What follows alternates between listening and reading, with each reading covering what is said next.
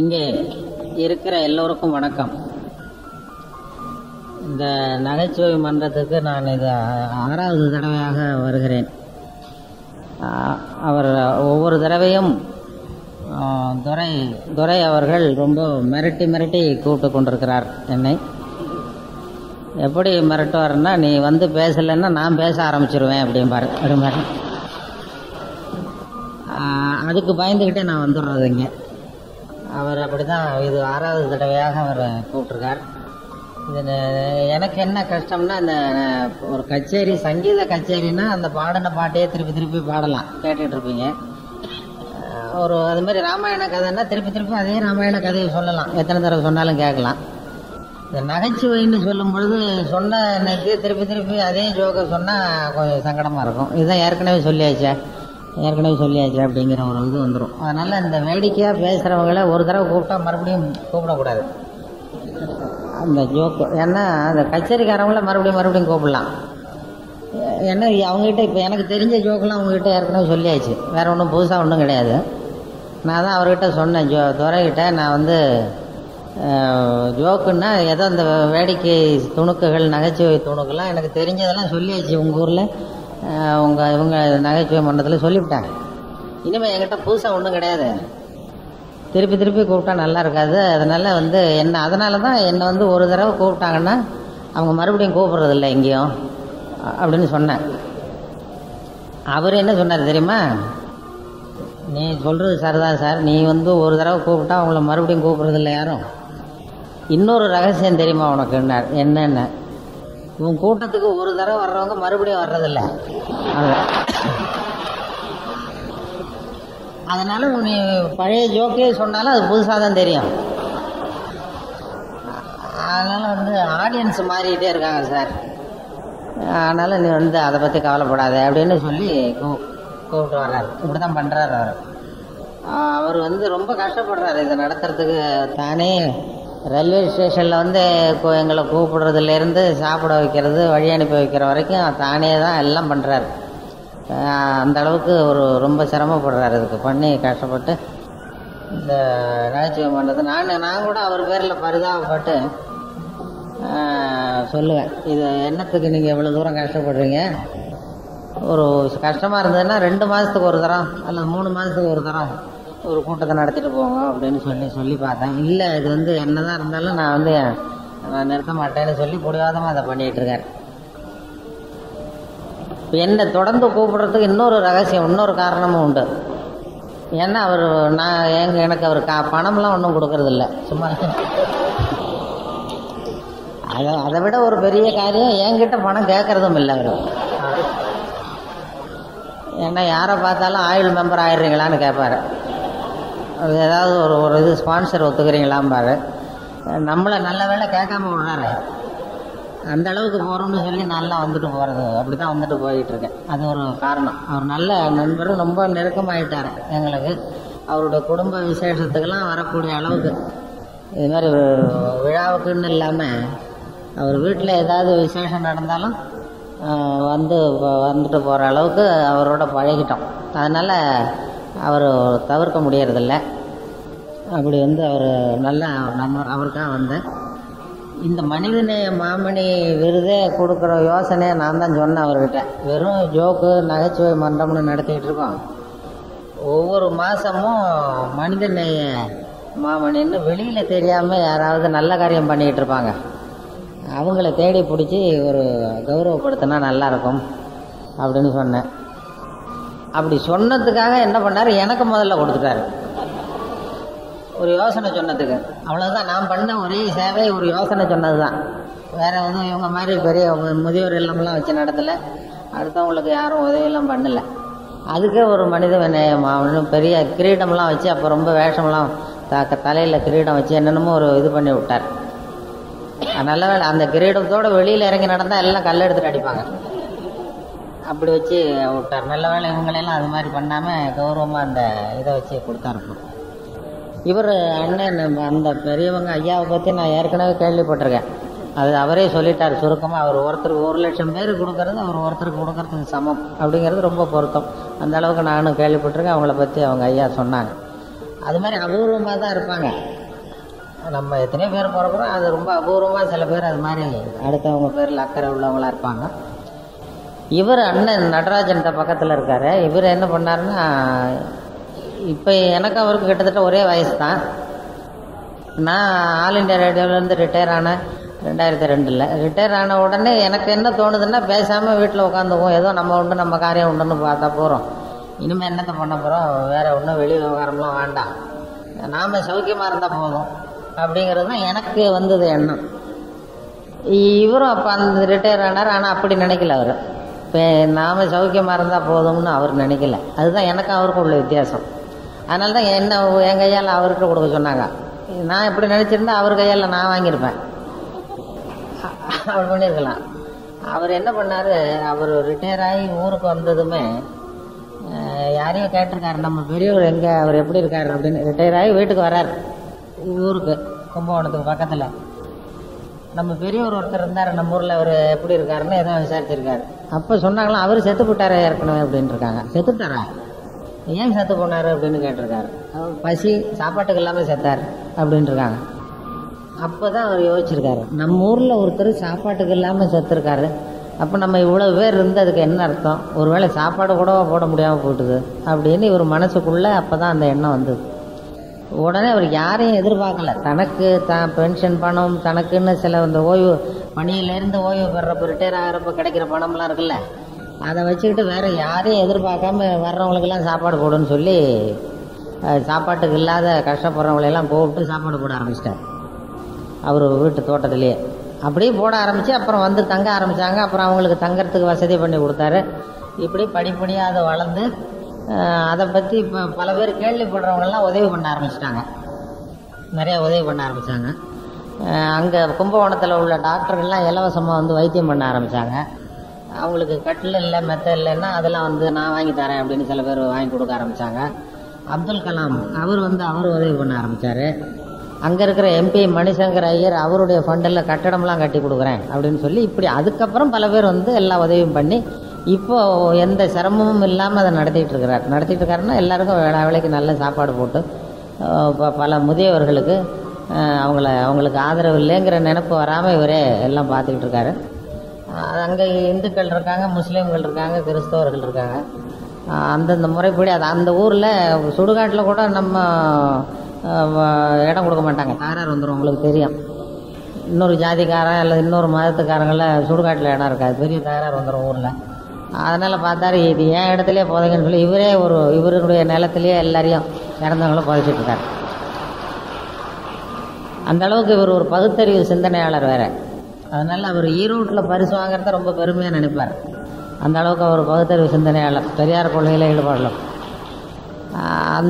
அப்படி அவர் பண்ணிகிட்டு இருக்கார். அதுதான் நமக்கு அவருக்கும். நான் அப்படி நினைக்கல பாருங்கள், நானும் அதே காலத்தில் தான் ரிட்டையர் ஆனேன். ஏதோ நாம் சௌக்கியமாக இருந்தால் போகிறோம்னு நம்ம நினைக்கிறோம். இதுதான் நமக்கு சில பேருக்கு தான் அந்த எண்ணம் வரும். அதனால தான் அவங்கள வந்து நம்ம பாராட்டுறது மனிதநேய மாமணி அப்படின்னு சொல்லி. ஏன்னா கோயிலுக்கு செய்கிறதும், கோயிலுக்கு சில பேர் செய்வாங்க, கும்பாபிஷேகம் வைக்கிறது, கோயில் கட்டுறது, கும்பாபிஷேகம் பண்ணுறது, அப்படி பண்ணுறாங்க. ராமகிருஷ்ணர், பகவான் ராமகிருஷ்ணர் இருந்தார் குருதேவர், அவருக்கு இனிப்பு வாங்கிட்டு போனாராம் ஒரு சீடர். ராமகிருஷ்ணருடைய சீடர் நிரஞ்சனானந்தர்னு ஒருத்தர், அவருக்கு கங்கைக்கு அந்த கரையிலேருந்து இனிப்பு வாங்கிட்டு போகிறார். வாங்கிட்டு போகிறப்போ ஒரு அம்மா இடுப்பில் ஒரு குழந்தை உட்காந்துட்டு பசியால் கத்துது. அந்த இனிப்பு வேணும்னு கத்துது, பசியால் கத்துது அந்த அம்மா, அந்த குழந்தை. இவர் வந்து குருதேவருக்கு வாங்கிட்டு போகிறாரு. அந்த அம்மா சொல்லுது இடுப்பில் இருக்கிட்ட குழந்தை, ஏய் உனக்கு வேறு வாங்கி தரேன், அது வந்து சாமிக்கு போகுது, ராமகிருஷ்ணருக்கு வாங்கிட்டு போகிறாங்க, அது வேண்டாம் உனக்கு நீ அப்படின்னா கேட்காம. அதுக்கு குழந்தைக்கு என்ன தெரியும், அது பசியால் கத்துது. உடனே இந்த சீடர் என்ன பண்ணார், நிரஞ்சனானந்தர், இல்லைம்மா நீங்கள் இந்த குழந்தைய கீழே உட்கார வை அப்படின்னு உட்கார வச்சு இந்த குருதேவருக்கு வாங்கிட்டு போனார்ல அதை பிரித்து வச்சு சாப்பிட சொன்னார், பிள்ளைக்கு கொடுத்தார். குழந்தை நீ சாப்பிடு, அவருக்கு வேறு வாங்கி கொடுக்குறேன் அப்படின்னாரு. அப்போ சாப்பிட்டுட்டு சிரிச்சு தான் அந்த பிள்ளை. அந்த அம்மா கேட்டிருக்கு, ஏன் சார் பகவானுக்கு வாங்கிட்டு போனதை நீ இப்படி பச்சை பிள்ளைக்கு கொடுத்துட்டீங்களே, இது பாவம் இல்லையான்னு கேட்டிருக்கு அந்த அம்மா. அப்போ சொன்னாராம் அந்த நிரஞ்சனானந்தர், இல்லைம்மா பகவான் சாப்பிட்றதும் பசிச்சவன் சாப்பிட்றதும் ஒன்று தான் அப்படின்னாராம். யார் குருதேவருக்கு வேற வாங்கி கொடுக்கலாம், பசிச்சவன் சாப்பிட்றது தான் பகவான் சாப்பிட்றது அப்படின்னு அந்த நிரஞ்சனானந்தர் சொன்னாராம். அது மாதிரி இவர் பசிச்சவங்களே சாப்பிட சொல்லிகிட்டு இருக்காரு. பகவான் பேரில் நம்பிக்கை இல்லைன்னாலும் ஆன்மீகம் என்ன சொல்லுதுன்னா இதுதான் பகவானுக்கு செய்கிற நல்லதுன்னு சொல்லி ஆன்மீகவாதிகள் அதை சொல்கிறாங்க. இவர் பசிச்சவங்களே சாப்பாடு போட்டுருக்காரு. அதில் அப்போ நாங்கள் அடிக்கடி போய் பார்க்குறது உண்டு. நிறைய பேர் ரொம்ப கஷ்டப்படுறவங்க, பிள்ளைகளால் ஒதுக்கப்பட்டவர்கள், அவங்களுடைய வேதனைகள்லாம் கஷ்டம். இப்போ இவர் எங்களோட வெளியில் எங்கள் நண்பர்களோடு நாங்கள் வெளியில் அப்படியே உல்லாசமாக சுற்றுறது உண்டு. ஆனால் இவர் வெளியில் வந்தால் ஒரு நாளைக்கு மேலே எங்களோட தங்க மாட்டார். இவர் ஞாபகம் பூரா அங்கே தான் இருக்கும். அங்கேருந்து அவர் எப்படி இருக்கார், இந்த பெரியவர் எப்படி இருக்கார், அந்த அம்மா எப்படி இருக்குன்னு இப்போ ஃபோன் வந்துக்கிட்டே இருக்கும், அதை கேட்டுக்கிட்டே தான் இருப்பார். ராத்திரி எங்களுக்கு சொல்லாமல் கொள்ளாமல் புறப்பட்டு போடுவார் ஊருக்கு, வெளியூர் போனால். அந்த அளவுக்கு அதே ஞாபகமாகவே இருந்துக்கிட்டு இருக்கிறார். அதனால் அதுவும் அவர் கொடுத்தது தான் ரொம்ப பொருத்தம்ங்கிறது என்னுடைய வேலை. அது மாதிரி உள்ளவங்கள இன்னும் நமக்குள்ள வெளியில் தெரியாமல் இருப்பாங்க. அவங்கள தேடி பிடிச்சி அவங்கள கூப்பிட்டு 4 பேருக்கு முன்னாடி கௌரவப்படுத்தணுங்கிறது தான் அந்த மனிதநேய மாமணிங்கிறது. அது திசை மாதிரி போயிடக்கூடாது. திசை மாதிரி இப்போ எனக்கு கொடுத்தது மாதிரி யோசனை சொன்னவனுக்கு இல்லாமல் கொடுக்குறது, அது மாதிரி பண்ணால் அப்புறம் அந்த விருதுக்கு மரியாதை இல்லாமல் போயிடும். உண்மையிலேயே அதுக்கு தகுதி உள்ளவங்களாக பார்த்து கொடுக்கணும். அதனால் அதுக்காக என்கிட்ட கொடுத்து திருப்பி வாங்கிட போகிறார் அவர். ஏதோ கை தவறுதெல்லாம் கொடுத்துட்டேன், திருப்பி கொடுத்துட்டு போகிறப்பான்னு. அது மாதிரி ஒரு விருதுக்கு எப்போ கௌரவம்னா இது மாதிரி நபர்களுக்கு இவங்களுக்கு கொடுக்கறது தான் கௌரவம். இந்த விருதுக்கும் கௌரவம், நகைச்சுவை மன்றத்துக்கும் கௌரவம். அதுதான் அந்த பசித்தவங்களுக்கு சாப்பாடு போடு அப்படின்னு சொல்லுவாங்க. அதே மாதிரி இன்னொரு இதுவும் சொல்லுவாங்க. ஒரு பெரிய முதலாளி அவர் சாமிக்கு ஏதோ அபிஷேகம் பண்ணணும். மறுநாள் வேலைக்காரனை விட்டு இந்த அபிஷேக பொருள்லாம் வாங்கியாச்சு. ஒரு வாழைத்தார் வேணும், ஒரு வாழைத்தார் ஒன்று வாங்கிட்டு வா, வாழைப்பழம் நல்ல பழமாக பார்த்து ஒரு தாரம் வாங்கிட்டு வான்னாரான். இவன் இந்த வேலைக்காரன் போய் மார்க்கெட்டில் வாழைத்தார் நல்ல தாரம் வாங்கிட்டு வரான். மறுநாள் சாமிக்கு இது பண்ணுறதுக்கு அபிஷேகம் பண்ணுறதுக்கு அவன் வாங்கி வாழைத்தாரை தூக்கிட்டு வரான். வர்ற வழியில் இதே மாதிரி ஒரு குழந்தை பசியால் கத்திட்டு இருக்கு. ஒரு மரத்தடியில் ஒரு குழந்தை பசி தாங்காமல் கத்துது. இவனுக்கு மனசு கேட்கல. சரி, இவ்வளவு ஒரு தாரில் ஒரு பழத்தை பிச்சா என்ன கெட்டுப்படும் அப்படின்னு ஒரு பழத்தை பிச்சு அந்த பசி இல்லை குழந்தைக்கு கொடுத்தான். நீ சாப்பிடு அப்படின்னு. அந்த குழந்தை வாங்கி சாப்பிட்டது சிரிக்க ஆரம்பிச்சிட்டு. ஒரு தார் வாங்கிட்டு போகிறோம் சாமிக்கு, ஒரு பழத்தை பிச்சு கொடுத்தா என்ன குறைஞ்சிட போகுதுன்ட்டு அவன் கொடுத்துட்டு போயிட்டான். கொண்டு போய் முதலாளிகிட்ட கொடுத்துட்டு மறுநாள் கோயிலில் கொண்டு போய் வச்சு எல்லாம் அபிஷேகம் பண்ணுறத வச்சுருக்காங்க. அந்த வாழைத்தாறு பூரா அழுகி போச்சு, வாழைப்பழம் பூரா அழுகி போச்சு. உடனே அந்த முதலாளிக்கு சந்தேகம். வேலைக்காரனை கூப்பிட்டு ஏதோ தப்பு நடந்திருக்கு, என்ன நடந்தது சொல்லுன்னு கேட்டிருக்காரு.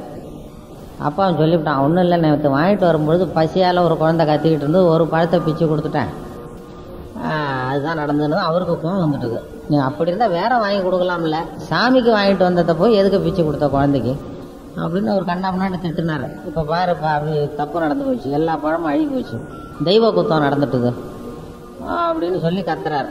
அப்போ கடவுளே பேச ஆரம்பிச்சுட்டாராம் எதிர்த்தாப்புல இருந்தவர். நீ அவனை திட்டாதேன்னாரான் கடவுள் அந்த முதலாளிகிட்ட. அவனை திட்டாத, நேற்று வாங்கிட்டு வந்த அந்த ஒரு தாறு பழத்தில் ஒரு பழம் தான் ரொம்ப நல்ல பழம், அதை நேற்றே நான் சாப்பிட்டுட்டேன்னாரான். நீ வாங்கிட்டு வந்த பழத்தில் ஒன்று தான் நல்ல பழமாக இருந்தது, அது நேற்றே எனக்கு சேர்ந்துட்டு நான் சாப்பிட்டுட்டேன், இதெல்லாம் எனக்கு தேவையில்லை அப்படின்னு அந்த கடவுள் சொன்னாரான். அதுதான் எல்லா அர்த்தம். அதுதான் பசிச்சவனுக்கு கொடுக்கறது தான் பகவானுக்கு கொடுக்கறது. அதுதான் மனித நேயத்தினுடைய அடிப்படை. அவ்வளோதான். அதுதான் இவங்க பண்ணிகிட்டு இருக்கிறாங்க. அதனால தான் மனித நேய மாமணிங்கிறது. ஆன்மீகம்ங்கிறதுக்கு அர்த்தம் என்னன்னா, ஆண்டவனை மனசில் நினச்சிக்கிட்டு மனுஷனுக்கு உதவி பண்ணுறது தான். ஆண்டவனை நினச்சிக்கிட்டு மனுஷனுக்கு உதவி பண்ணுறது தான் ஆன்மீகம். நாம் இப்போ என்ன நினச்சிட்டு இருக்கோம், ஆன்மீகம்னா கோயிலுக்கு போகிறது, சாமி கும்பிடுறது, இதுதான் ஆன்மீகம்னு நினச்சிட்டு இருக்கோம். கோவில்லாம் கடவுள் வாழ்கிற இடம் கிடையாது, கடவுளை வழிபடுற இடம். சாமி எனக்கு வீடு இல்லை கட்டி கொடுன்னு நம்மளை கேட்டாரா? சாமி கும்பிடுறதுக்கு ஒரு இடம் தேவைப்பட்டது, அதுக்காக கோவில்னு கட்டுறோம். கடவுள் வாழ்கிற இடம் இல்லை, கடவுளை வழிபடுற இடம் தான் கோயில். அதை ஆன்மீகத்தை அப்படி சரியாக புரிஞ்சோணும். இப்போ நாம் என்ன நினைக்கிறோம், கோயிலுக்கு போகிறது, சாமி கும்பிடுறது, இதுதான் ஆன்மீகம். என் கூட ஒருத்தர் வேலை பார்த்தாரு ஆல் இண்டியா ரேடியோவில், ரொம்ப பக்திமானவர். அவரும் நானும் ஆஃபீஸ் முடிஞ்சதும் நேராக கபாலீஸ்வரர் கோயிலுக்கு போகிறது மயிலாப்பூரில். அவர் போகிறாருன்ட்டு அவர் பின்னாடி நானும் போவேன். தினம் போகணும் கோயிலுக்குன்னு என்ன அழைச்சிட்டு போகிறார். அவர் பின்னாடி நான் பாட்டுக்கு போவேன். அங்கே போய் கபாலீஸ்வரர் கோயில் வாசலில் அர்ச்சனை தட்டு கொடுங்க அப்படின்னு வாங்குவார். அர்ச்சனை பண்ணுவார் சாமிக்கு. நல்ல முத்தின தேங்காயை கொடுங்கன்னு கேட்பார். நான் அப்பாவித்தனமாக கேட்பேன், அர்ச்சனைக்கு முத்தின தேங்காய் அர்ச்சனைக்கு நல்லதா அப்படின்னு. இல்லை இல்லை, சட்னிக்கு அதுதான் நல்லாயிருக்கும் அப்படிங்கிற. அதுக்காக வாங்கியிருக்காரு அப்படின்னு சொல்லிட்டு சரின்ட்டு உள்ள போவோம்.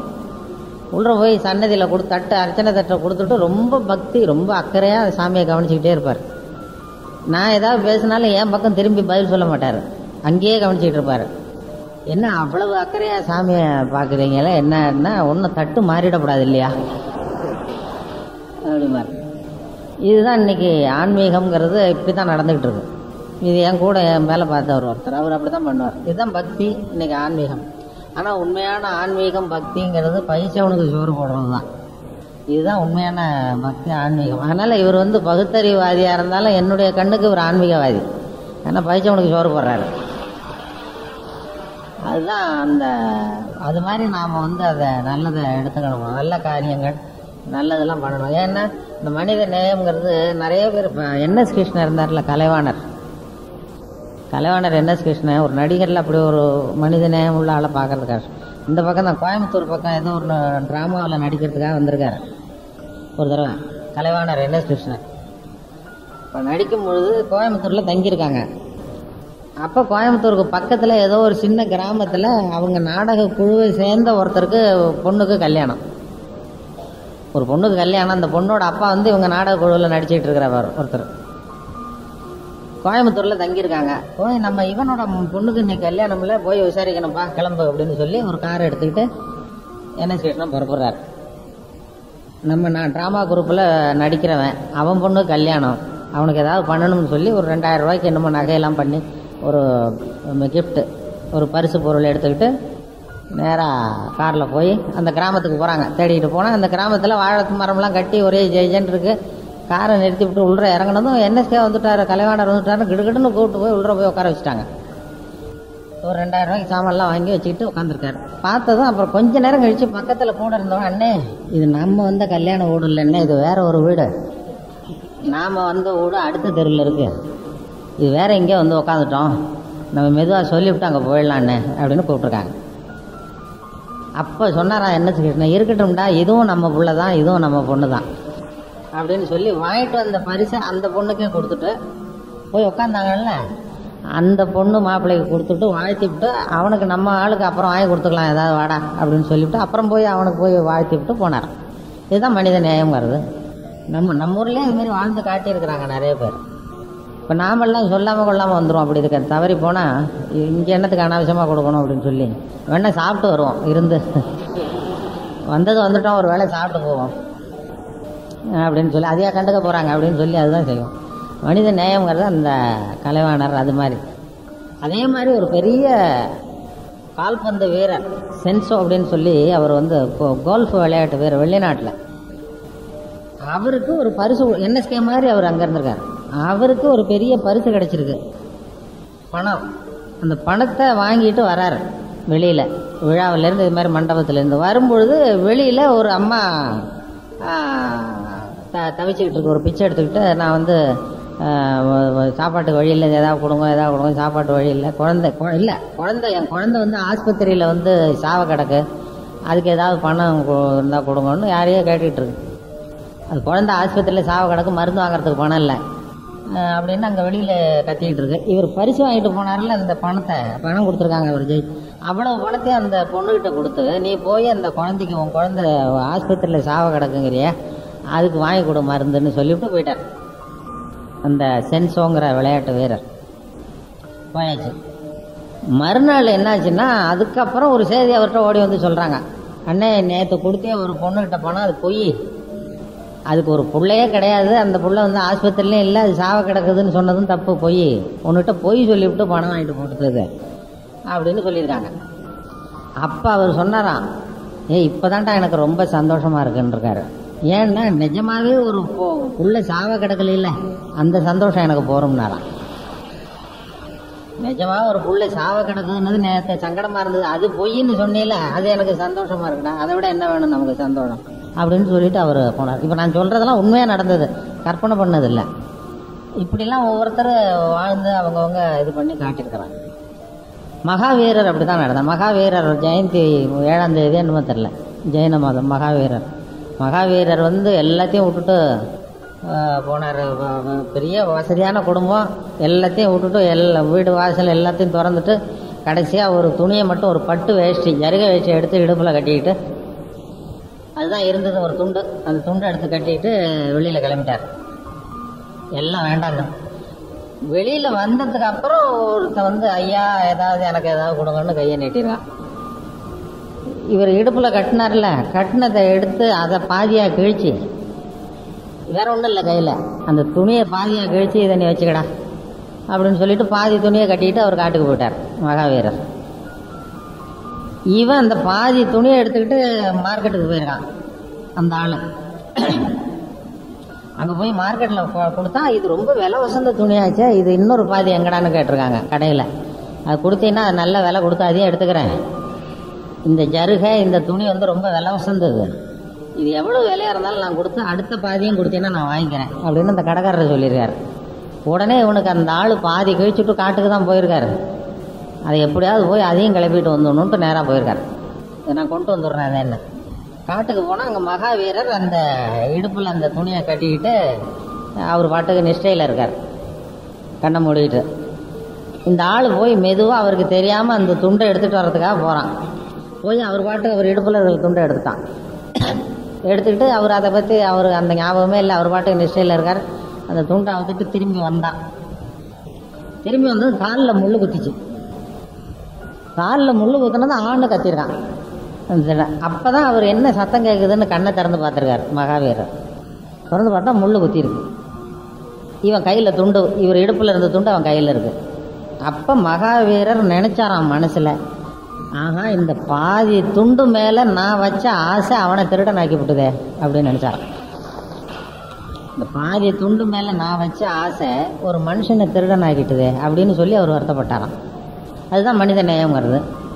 மகாவீரர் அவருடைய ஜெயந்தி, இப்போ அந்த ஜெயின மதத்தை சேர்ந்தவங்கலாம் வர்ற 7ஆம் தேதி என்னமோ அதை கொண்டாடுவாங்க.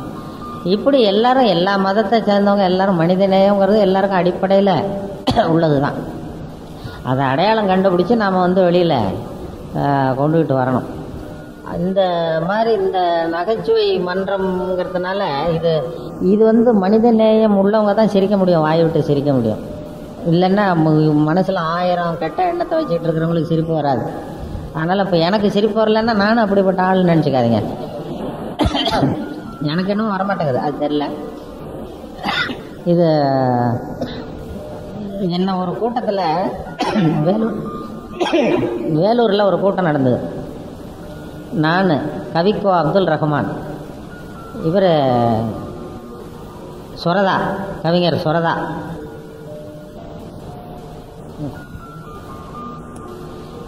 எனக்கு பக்கத்தில் சுரதா உட்காந்துருக்கார், கவிக்கோ அப்துல் ரஹ்மான் உட்காந்துருக்கார். சுரதாவுக்கு ஒரு விருது கொடுக்குறார் அப்துல் ரஹ்மான், கவிக்கோ விருது. அப்படி நடந்துகிட்டு இருக்கு. அப்போ ஒருத்தர் அறிமுகப்படுத்தி பேசிகிட்டு இருக்கார் எங்களை பற்றி. அப்போ என்னை பற்றி அவர் பேசும்பொழுது அங்கே பேசிகிட்டு இருக்கார் மேடையில். இவருக்கு சிரிக்கவே தெரியாது, இவர் முகமே வந்து ஒரு முன்னு இருக்கும், சிரிக்க தெரியாது, ஆனால் அவர் பேசினா நமக்கு சிரிப்பு வரும் அப்படிங்கிறது மாதிரி ஏதோ சொல்லிகிட்டு இருக்கார். இவர் முகத்தில் சிரிப்பாக வராது, இவர் அப்படி இப்படின்னு சொல்லி என்னை பற்றி சொல்லிகிட்டு இருக்காரு. அப்படி சொன்னது இங்கே பக்கத்தில் சுரதா இருந்தார்ல, அவர் என்ன உன்னை பற்றி அந்த ஆள் இப்படி பேசுகிறான், என்ன எங்கே மூஞ்ச காட்டு, என் பக்கம் திருப்பி காட்டு அப்படின்னாரு. நான் திருப்பி காட்டினேன். உத்து பார்த்து அவன் சொல்கிறது நியாயம்தான்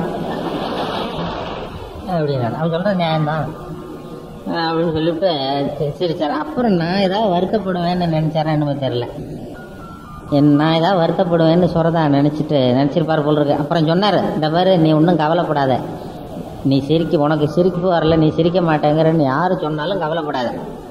ஏன் தெரியுமா, பொடிமட்டை தும்மக்கூடாது அப்படின்னார்.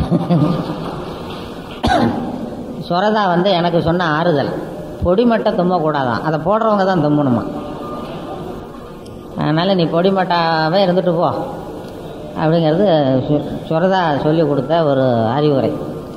அப்படி வந்து சிரிப்பு, அது வந்து வானொலியில் ஏதாவது நகைச்சுவைங்கிறது நமக்கு கூட பிறந்தது. அதாவது எல்லாரும் வந்து சிரிக்கிறதுக்கு தான் பிறந்தோம், ஆனால் சிரிக்கிறதுக்கு மறந்துட்டோம். அது சொல்லுவாங்க ஏற்கனவே நாமெல்லாம் பிறந்து வரும்பொழுது இந்த உலகத்துக்கு என்னத்தை கொண்டு வந்தோம் என்னத்தை கொண்டு போனோம்னு சொல்லுவாங்க. ஆனால் எல்லாரும் வரும்பொழுது அழுகையை கொண்டு வரோம், போகும்பொழுது மற்றவன்ட்ட கொடுத்துட்டு போயிடுறோம். அதை நீங்கள் அதனால் சிரிப்பு தான் மனுஷன் வந்து பிறந்து 1.5 மாதத்தில் சிரிக்கணுமா நாம். இதெல்லாம் இந்த மருத்துவர்கள் இந்த குழந்தைகள் நிபுணர்கள் இருக்காங்கல்ல, அவங்க சொல்கிற விஷயம் இதெல்லாம். நாமெல்லாம் பிறந்து 1.5 மாதத்தில் சிரிக்க ஆரம்பிக்கிறோமா. ஒரு குழந்தை ஒரு நாளைக்கு 200 தடவை சிரிக்குதான். இப்போ நாமெல்லாம் 15 தடவை சிரிக்கிறோமா. நாமெல்லாம் சின்ன வயசில் 200 தடவை சிரிச்சுக்கிட்டு இருந்திருக்கோம் ஒரு நாளைக்கு. அப்படி குறைஞ்சிக்கிட்டு 15 தடவை ஆகிட்டுது. இதனால தான் ஹார்ட் அட்டாக் வருதுன்னு இப்போ கண்டுபிடிச்சிருக்காங்க. ஹார்ட் அட்டாக் வந்து மனுஷனுடைய இயல்பு தன்மையிலேருந்து மாறிட்டான். அவன் வந்து 200 தடவை சிரிக்க வேண்டியவன் ஒரு நாளைக்கு, அது குறைஞ்சிக்கிட்டே வருது. அதனால தான் அவனுக்கு மனசு இறுக்கம் வர்றதுனால ஹார்ட் அட்டாக் வருதுன்னு இப்போ கண்டுபிடிச்சிருக்கிறாங்க. அதனால் நல்லா சிரிக்கிறவங்களுக்கு ஹார்ட் அட்டாக் வராது. அது 200 சிரிப்புக்கு வந்து ஜோக்கும் தேவைப்படாது. இப்போ நாம் வந்து இப்போ சிரிப்புங்கிறது என்னென்னா அதை பற்றி நிறைய பேர் ஆராய்ச்சி பண்ணியிருக்காங்க. சிரிப்பு வந்து சிறைப்பட்டு போச்சான் நம்ம மனசுக்குள்ளே. அதாவது காலங்காலமாக நாம் போதிக்கப்பட்டு வந்திருக்கிறோம்.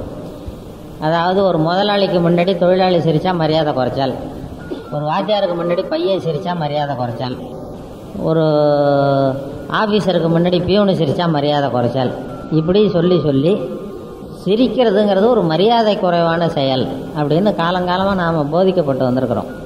அதனால் இப்போ நாம் என்ன நினச்சிட்டோம்னா, சிரித்தா யாரும் தப்பாக நினச்சிடுவாங்க அப்படிங்கிறது மாதிரி ஒரு எண்ணம் வந்து சிரிப்பு நமக்குள்ளே சிறைப்பட்டு போச்சான் மனுஷனுக்குள்ளே. அந்த சிறைப்பட்டிருக்கிற சிரிப்பை வெளியில் கொண்டு வர்றதுக்கு ஜோக்குங்கிறது ஒரு சாவி. ஜோக்குங்கிற ஒரு சாவியை போட்டு திறந்து உள்ளே இருக்கிற சிரிப்பை வெளியில் கொண்டு வர வேண்டியிருக்கு. வேறு சிரிப்புக்கும் ஜோக்குக்கும் சம்மந்தமே இல்லை. உங்கள் மனசுக்குள்ளே சிறைப்பட்டிருக்கிற சிரிப்பை வெளியில் கொண்டு வர்றதுக்கு எதையாவது வேடிக்கையாக சொல்லி ஜோக்குங்கிற சாவியை போட்டு திறந்து உங்களை சிரிக்க வைக்க வேண்டியிருக்கு. இதுதான் அந்த நிபுணர்கள் ஆராய்ச்சி பண்ணிட்டு சொல்கிறது. வேறு சிரிப்புக்கு வந்து ஜோக்கு தேவைப்படாது. அது எப்படி நிரூபிக்கிறது? ஒரு சின்ன குழந்தை இருக்குது, கை குழந்தை. அந்த குழந்தைக்கு முகத்துக்கிட்ட போய் ஒரு கிளுகிழப்பு ஆகிட்டங்க சிரிக்கும். அது என்ன ஜோக்காது? ஒரு கிளுகிழப்ப சத்தம், வெறும் சத்தமே சிரிக்கிறதில்ல. அதுதான் மனுஷனுடைய இயல்பான தன்மை. ஒரு சத்தம் கேட்டால் கூட நமக்கு சிரிப்பு வரணும். ஒரு கிளுகிழப்பை வந்து ஒரு குழந்தை முகத்துக்கிட்ட ஆட்டினா சிரிக்குது. அதே கிளுகிழப்பை ஒரு தாத்தா மூஞ்சிக்கிட்ட ஆட்டுங்க கோவம் வந்துடும். ஏதாவது குச்சி கிச்சிருந்தா எடுத்து அடிச்சு விடுவார். ஏன் அப்படி இருந்தவர் அப்படி ஆகிட்டார். சின்ன வயசில் ஒரு கிளுகிழப்பைக்கு சிரித்தவர் அதே சத்தத்துக்கு டென்ஷன் ஆகிறாரு பாருங்க. அதனால தான் ஹார்ட் அட்டாக் வருதான். அதனால் நீங்கள் வந்து எப்போதுமே இப்போ கொடை வெள்ளல் கொடுக்கறது மாதிரி கிளுகிழப்பு யாராவது கொடுத்தா அதையும் ஒரு பரிசாக கொடுக்கலாம், கொடை வெள்ளல் மாதிரி. ஏன்னா இங்கே வர்றவங்களுக்கு, இந்த நகைச்சுவை மன்றத்துக்கு வர்றவங்களுக்கெல்லாம் ஆளுக்கு ஒரு கிளுகிழப்பை கொடுத்துட்றது. வீட்டுக்கு போனதும் உங்கள் வீட்டுக்காரர் அல்லது வீட்டுக்கார ஒரு கணவன் அல்லது மனைவி முகத்துக்கு நேரம் அப்படி ஆட்டி பாருங்க. அவங்க சிரிச்சுடுறாங்கன்னு வைங்க, பயப்படவே வேண்டாம். டென்ஷன் ஆகுறாங்கன்னு வைங்க, ஈஸியாக எடுத்து பார்க்கணும், இதான் வந்துடும். அதனால் கிளுகிழப்பை வந்து ஒரு இனிமேல் வந்து பேச வர்றவங்களுக்கு கூட இது மாதிரி புஸ்தகத்துக்கு மேலே ஒரு கிளுகிழப்பை கொடுத்து அனுப்பிச்சிடலாம், செலவு மிச்சம். அது சொன்னால் போகிற பிடிச்சிக்குவார் உடனே தவிர. ரொம்ப அதுக்கும் ஒரு ஸ்பான்சர் பிடிப்பார். அதுக்கும் யாரையாவது ஒருத்தரை பிடிச்சி கொடுத்துருங்க அப்படின்னு சொல்லி. இது பாருங்கள், இந்த கொடை வெள்ளல் இருக்கார அவர், நான் வந்து ஈரோட்டுக்கு வர்றப்பெல்லாம் ஒரு கொடையோட தான் திரும்பி போயிட்டுருக்கேன். சரி, இது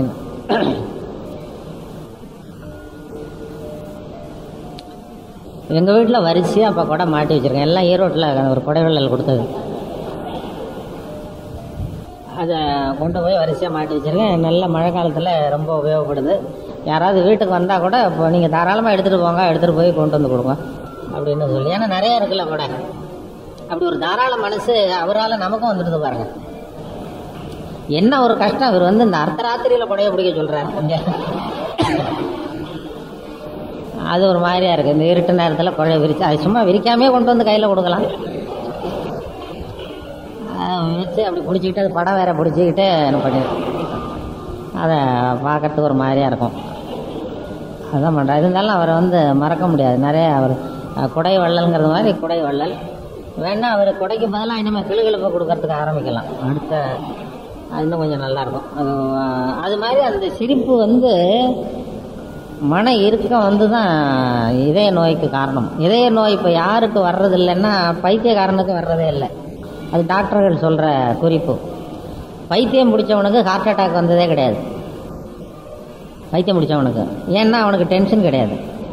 இப்போ நான் வந்து இப்போ இந்த நாட்டுக்கு பிரதம மந்திரி ஆகணும்னா உடனே இருதயம் வேகமாக வேலை செய்ய ஆரம்பிச்சிடும். எந்த கட்சியில் சேர்றது, எப்படி எம்எல்ஏ ஆகிறது, எம்பி ஆகிறது, எதில் கூட்டணி போடுறது, எப்படி டெல்லிக்கு போகிறது, யாரை பிடிக்கிறது, எப்படி பிரதம மந்திரி ஆகிறது அப்படின்னு ரொம்ப யோசனை பண்ணி இருதயத்துக்கு வேலை கொடுக்குறேன் அதிகமாக. ஒரு துடிப்புக்கும் இன்னொரு துடிப்புக்கும் நடுவில் இருக்கிற ஓய்வு தான் என்னுடைய ஆயுளை நிர்ணயம் பண்ணுது. அந்த ஓய்வை குறைச்சிட்றேன். அதாவது நான் வந்து இந்த நாட்டுக்கு பிரதம மந்திரி ஆகணும்னா இவ்வளவு தவிக்க வேண்டியிருக்கு. ஒரு பைத்தியக்காரன் பிரதம மந்திரி ஆகணும்னு நினைக்கிறான்னு வைங்க, அவன் ஆனதாவே நினைச்சிட்றான். அவன் வந்து எலெக்ஷனில் நிற்க வேண்டியதில்லை, கூட்டணி போட வேண்டியதில்லை, பணம் செலவு பண்ண வேண்டியதில்லை. கேட்டால் நான் தான் பிரதம மந்திரி. இப்போ அதுக்கு மேலே அவனை என்னத்தை பண்ணுவீங்க? அந்த பைத்தியக்காரன்ட்டேருந்து அந்த தன்மையை நாம் கற்றுக்கணுமா? பைத்தியக்காரன்ட்டேருந்து நாம் கற்றுக்கொள்ள வேண்டிய அந்த பண்பு மனசால் ஒரு நிறைவு அடையிறத கற்றுக்கணும். தவிக்கக்கூடாது. மனசில் ஒரு நிறைவு வந்துடணும். அது வந்து எதுவாக ஆக வேண்டும் என்று நினைக்கிறானோ அதுவாகவே ஆயிடுறாங்க. அது மாதிரி நம்ம அந்த மன நிறைவுங்கிறது அந்த வந்துட்டுதுன்னா இதய நோய் வராது. அதுதான் அப்படி வந்து அவங்கெல்லாம் வழி சொல்லியிருக்கிறார்கள். இதய நோய் அவங்களுக்கு ஏன் வர்றதில்லை? இதயங்கிறது ஒரு பெரிய இப்போ இது வந்து கேன்சர் இருக்குல்ல, புற்றுநோய் நம்ம உடம்புல எங்கே வேணாலும் வரும், இருதயத்தில் மட்டும் வர்றதில்லை. புற்றுநோய் இருக்க கேன்சர் உடம்புல எந்த இடத்துல வருது, ஹார்ட்டில் மட்டும் வர்றதில்லை. அது ஏன்னு இப்போ ஆராய்ச்சி பண்ணிகிட்டு இருக்கிறாங்க. அது ஏன்னு அந்த புற்றுநோய் வராமல் தடுக்கிற தன்மை ஏதோ ஹார்ட்டில் இருக்குது, இருதயத்தில். அது என்னென்னு கண்டுபிடிச்சாச்சுன்னா புற்றுநோய்க்கு மருந்து கண்டுபிடிச்சாச்சு. அதுதான் இப்போ ஆராய்ச்சி பண்ணிகிட்டு இருக்கிறாங்க. அது ஏன் அந்த இடத்துல மட்டும் வர்றதில்லை அப்படின்னு. அதனால் ஹார்ட்டுங்கிறது ஒரு பெரிய அபூர்வமான ஒரு அந்த இதய நோய் வராமல் இருக்கணும்னா சிரிக்கணும். இருதயத்தை ஆரோக்கியமாக வச்சுருக்கணும்னா அது சிரிப்பு தான் வைத்தியங்கிறது இப்போ அது சர்வதேச அளவில் நிரூபிக்கப்பட்டிருக்கு. ரொம்ப டென்ஷன் ஆகக்கூடாது, வாழ்க்கையில் எதையும் சீரியஸாக எடுத்துக்கூடாது. அதுக்கு தான் சொல்லுவாங்க, சித்த சுவாதீனத்துடன் கூடிய பைத்தியத்தன்மையுடன் வாழ கற்றுக்கொள்ளுங்கள். அது ஒரு உபதேசம். சித்த சுவாதீனத்துடன் கூடிய பைத்தியத்தன்மையுடன் வாழ கற்றுக்கொள்ளுங்கள். அது என்ன சித்த சுவாதீனத்துடன் கூடிய பைத்தியத்தன்மைன்னா, இப்போ உங்கள் வீட்டுக்காரர்கிட்ட ஒரு அம்மா கேட்குது, ஒரு வீட்டுக்கார அம்மா அவங்க வீட்டுக்காரர்கிட்ட 8 3 பேருக்குன்னா என்னென்னு கேட்குது. அவர் 23ன்னு சொல்கிறாரு. 8 × 3 24ன்னு சொல்லணும், 23ங்கிறாரு. உடனே இந்த அம்மா அவர்கிட்ட சண்டைக்கு போகக்கூடாது. பரவாயில்ல, எங்கள் வாத்தியார் வந்து 24ன்னு சொல்லி கொடுத்துருக்காரு, உங்கள் வாத்தியார் 23ன்னு சொல்லி கொடுத்துருப்பாரு போல் இருக்கு. வாய்ப்பாட்டிலேயே எத்தனையோ எடிஷன் இருக்கு இல்லையா, ஒன்றுக்கு ஒரு வித்தியாசம் இருக்கும் அப்படின்னு போகணுமா. அதுதான் சித்த சுவாதீனத்துடன் கூடிய பைத்தியத்தன்மை. அதாவது 24 தான் சரிங்கிறது எனக்கு தெரியுது, அது சித்த சுவாதீனம். 23ஐயும் சரின்னு ஒத்துக்கிறேன் பாருங்க, அது பைத்தியத்தன்மை. அந்த சித்த சுவாதீனத்துடன் கூடிய பைத்தியத்தன்மை இருக்கிறவங்களுக்கு ஹார்ட் அட்டாக் வராதான். அது நியரஸ்ட் கரெக்ட் ஆன்சர் சொல்லுவாங்க. அதாவது அதை இன்னும் அந்த தத்துவத்தை தெளிவாக நாம் புரிஞ்சுக்கணும்னா, ஒரு பேங்க்கில் ஒருத்தன் இன்டர்வியூவுக்கு போனான், பேங்க் உத்தியோகத்துக்கு. அந்த இன்டர்வியூவில் கேள்வி கேட்டாங்க, 8 × 3 பேருக்குன்னா என்னப்பா? அவன் வாய் தவறி 23ன்னு சொல்லிவிட்டான். பெரிய 24ன்னு ஏதோ பதட்டத்தில் இன்டர்வியூவில் கேள்வி கேட்கும்பொழுது பதட்டம் 23ட்டான். சரி போயிட்டு வந்துட்டாங்க. வெளியில் வந்து யோசித்து பார்த்தான், இது என்ன ஒரு சின்ன கேள்வி, பேங்க் உத்தியோகம், 8 × 3 இந்த பெருக்கள் கூட தெரியலன்னா எப்படி இன்றைக்கி வேலை கிடைக்கும்? நாம் தப்பாக சொல்லிவிட்டோம், நமக்கு நிச்சயமாக இந்த வேலை கிடைக்காதுன்னு போயிட்டான் வீட்டுக்கு போனால் 10 நாளில் அப்பாயின்மெண்ட் ஆர்டர் வந்துட்டுது, வந்து சேர்ந்துக்கிட்டாங்க. அப்போ அவன் நினச்சானா, சரி நம்ம சொன்னதை அவரும் சரியாக காதில் வாங்கலை போல இருக்கு, இதை வந்து அவர்கிட்ட சொல்லக்கூடாது, நம்ம வந்து பேசாமல் போய் வேலையில் சேர்ந்தோன்னுட்டு போய் சேர்ந்துக்கிட்டான். சொல்லலை, வேலை பர்மனெண்ட் ஆனதுக்கு அப்புறம் போய் உட்காந்து சொன்னான், சார் அன்றைக்கி இன்டர்வியூக்கு வந்தப்போ 8 × 3 பேருக்குன்னா என்னென்னு கேட்டீங்க, நான் வாய் தவறி 23ன்னு சொல்லிவிட்டேன், நீங்களும் சரியாக காதில் வாங்கலை, எனக்கே வேலை கொடுத்துட்டீங்க சார், ரொம்ப தேங்க்ஸ் அப்படின்றான். அப்போ இல்லைப்பா நீ இப்படி உட்காரு அப்படின்னு அந்த பையனை உட்கார வச்சார். உட்கார வச்சு இந்த பாருப்பா, அன்னைக்கு இன்டர்வியூக்கு நடந்த அன்னைக்கு ஒன்றையும் சேர்த்து 294 பேர் வந்தீங்க இன்டர்வியூக்கு. நான் அந்த 294 பேர்கிட்ட இந்த கேள்வியை கேட்டேன், 8ஐயும் 3ஐயும் பெருக்கினா என்னென்னு. நீ சொன்னது தான் நியரஸ்ட் கரெக்ட் ஆன்சர். நான் அதனால தான் அந்த இதை கொடுத்தேன். நான் ஒன்றும் ஏமாந்து போய் கொடுத்துடல அப்படின்னுக்கான். வாழ்க்கையில் வந்து வெற்றி பெறணும்னு நினைக்கிறவங்க நியரஸ்ட் கரெக்ட் ஆன்சரை தான் பார்க்கணுமா. ஹார்ட் அட்டாக் வரக்கூடாதுன்னு நினைக்கிறவங்க வாழ்க்கையில் நியரஸ்ட் கரெக்ட் ஆன்சர் பார்க்கணும். அதாவது நீங்கள் எதிர்பார்க்குறது மாதிரியே உங்கள் வீட்டுக்காரரோ உங்கள் பிள்ளையோ கணவரோ மனைவியோ 100க்கு 100 சரியாக இருக்க மாட்டாங்க. பர்ஃபெக்ஷன் இருக்காது. ஏதோ கொஞ்சம் கிட்டத்தட்ட சரியாக இருந்தால் சரிதான்ட்டு போகணும். அதுதான் nearest correct answer. Nearest correct ஆன்சருங்கிறது ஒரு பெரிய தத்துவம். அது வாழ்க்கைங்கிற கலையில் அது ரொம்ப முக்கியம். இதில் எல்லாம் முக்கியங்க. சயின்ஸில் நியரஸ்ட் கரெக்ட் ஆன்சர் பார்க்கக்கூடாது. இப்போ டாக்டர் ஏதாவது வைத்தியம் பண்ணுறாரு, கொஞ்சம் ஒரு மூட்டுக்கு பதிலாக இன்னொரு மூட்டில் பண்ணிட்டு பரவாயில்ல, கிட்டத்தட்ட நியரஸ்ட் கரெக்ட் ஆன்சர் போகலாம். ஒரு நரம்பு தள்ளி தானே தைச்சிருக்கோம், சரின்ட்டு போயிடலாமா?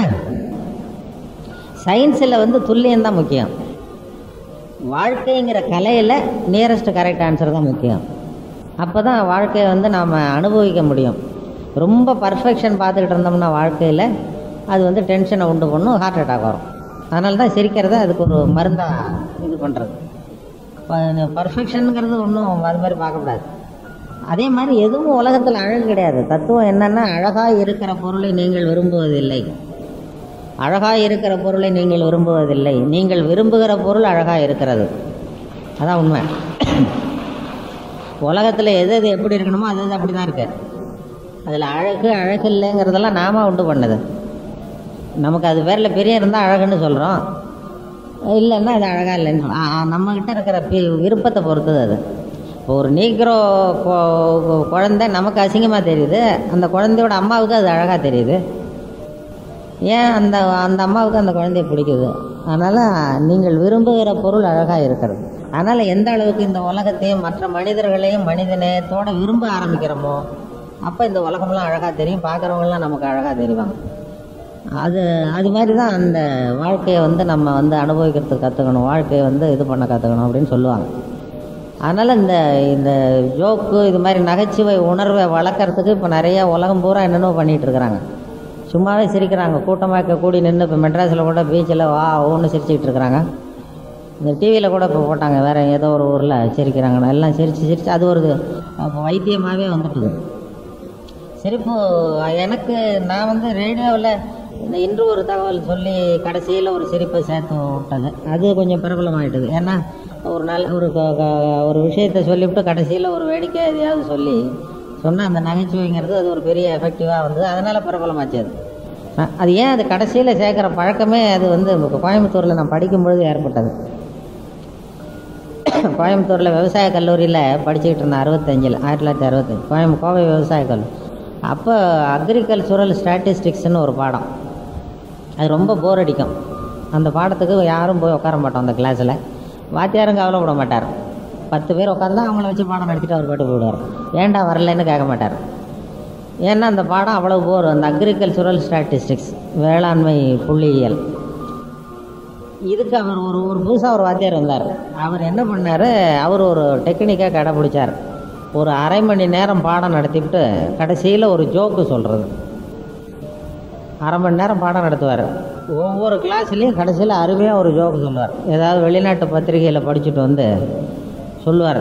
உடனே என்னாச்சுன்னா நாங்கள்லாம் போய் உட்கார ஆரம்பிச்சிட்டோம். ஏன்னா அந்த வயசில் எங்களுக்கு எது மாதிரி ஜோக்கு பிடிக்குமோ அதையெல்லாம் சொல்ல ஆரம்பிச்சிட்டார். வர வர கூட்டம் அதிகமாகிட்டுது. அடுத்த கிளாஸுக்கு போகிறவங்களாம் வந்து உட்கார ஆரம்பித்தாங்க.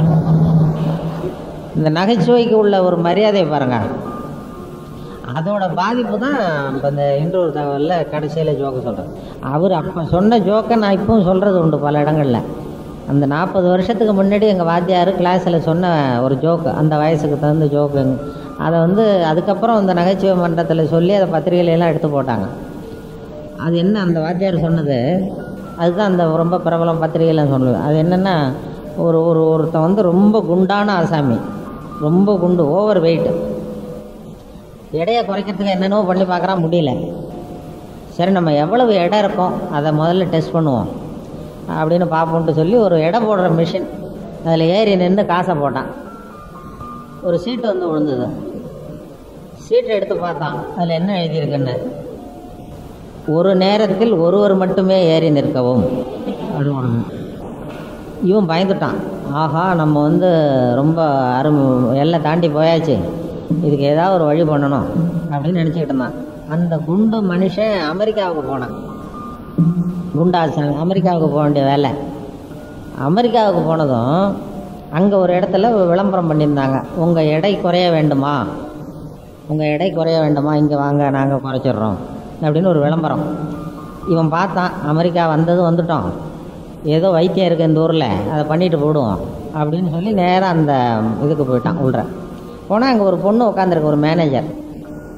இவன் குண்டு மனுஷன் ஆடிட்டு போய் நின்னாங்க. என்ன சார் உங்களுக்கு வேணும்னா, இந்தியாவிலேருந்து வந்திருக்கேன், எடையை குறைக்கணும், வெளியில் ஏதோ போர்டு போட்டிருந்தது பார்த்தேன் வந்தேன்ருக்கான்.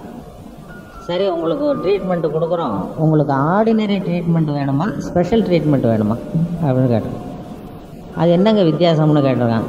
ஆர்டினரி ட்ரீட்மெண்ட்டுனா $50 கட்டணும், ஸ்பெஷல் ட்ரீட்மெண்ட் டீலக்ஸ் ட்ரீட்மெண்ட் அது வந்து $100 கட்ட வேண்டியிருக்கும் அப்படின்னா. இவன் பார்த்தான், $50 போதும், நான் $50 கட்டுறேன்னா $50 கட்ட சொல்லிவிட்டு பில்லை போட்டு கொடுத்துட்டு, ரசீது கொடுத்துட்டு, நீ வா ட்ரீட்மெண்ட் வான்னு அழைச்சிட்டு போச்சு அந்த அம்மா. இந்த பக்கமாக போய் ஒரு கதவை திறந்து ஒரு உள்ற தள்ளி விட்டு கதவை சாத்திட்டு வந்துட்டு, ஹாலுக்குள்ளே போய் கதவை சாத்தி விட்டுது அந்த அம்மா மேனேஜர். உள்ளே போய் பார்க்குறான், மேஜை நாற்காலியெல்லாம் செதறி போய் கிடக்கு, இவ்வளோ பெரிய ஹால். அண்ணா முன்னாடி மேஜை நாற்காலி செதறிக்கிட்டு யாருமே இல்லை. ஒத்து பார்த்தா அந்த மூலையில் ஒரு 18 வயசு பொண்ணு நிற்கிது. ஒரு நீச்சல் உடையில் ஒரு 18 வயசு பொண்ணு நீச்சல் உடையில் நின்றுட்டு இருக்கு. இவன் அதை பார்த்துட்டு அதை போய் தொடணும்னு இவனுக்கு ஒரு ஆசை.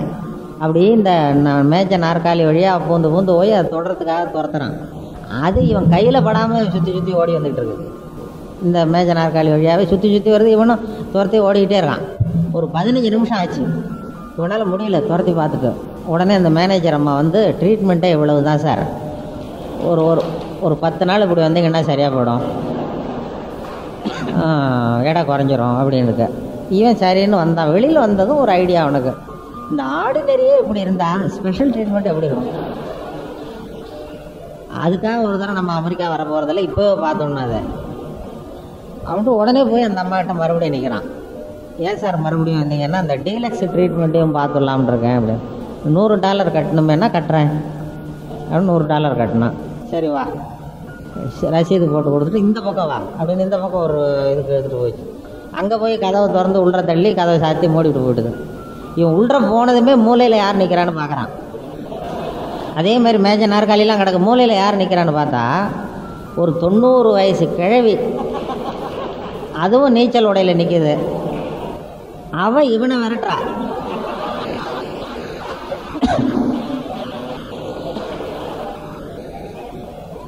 தப்பிச்சா போறோம்னு சுத்துறான். அலறி அடிச்சுட்டு கதவை தட்டுறான். போய் கதவை திறன்னா அந்த மேனேஜர் 10 நிமிஷம் கழிச்சு தான் திறப்பாங்க. ரொம்ப கஷ்டப்பட்டு கதவை திறந்து அடிச்சு பிடிச்சிட்டு திறந்துட்டு வெளில ஓடி வந்துட்டான். இடிச்சு பிடிச்சிட்டு வந்ததும் அந்த மேனேஜர் சொல்லிச்சு, இது அதில் பாதி நாள்லேயே உங்களுக்கு சரியாயிடும் சார், நீங்கள் ஆர்டினரி ட்ரீட்மெண்ட்டுன்னா 10 நாள் வரணும், இது 5 நாள் வந்தால் போகிறோம் அப்படின்னு அடித்து பண்ணிட்டு ஓடி வந்துட்டான். இதை 40 வருஷத்துக்கு முன்னாடி எங்கள் வகுப்பில் எங்கள் வாத்தியாரே எங்களுக்கு சொன்ன கதை இது. கோயம்புத்தூர் விவசாய கல்லூரியில் இன்னமும் எப்படி மனசில் பதிஞ்சு போயிருக்கு பாருங்கள். ஆனால் அன்னைக்கு சொன்ன நடத்தின பாடம் என்னன்னு கேட்டிங்கன்னா தெரியாது. இந்த ஜோக்கு சொன்னார் சரி, இதுக்கு முன்னாடி என்ன பாடம் நடத்தினார் அதை சொல்லு அப்படின்னு கேட்டிங்கன்னா எனக்கு தெரியாது.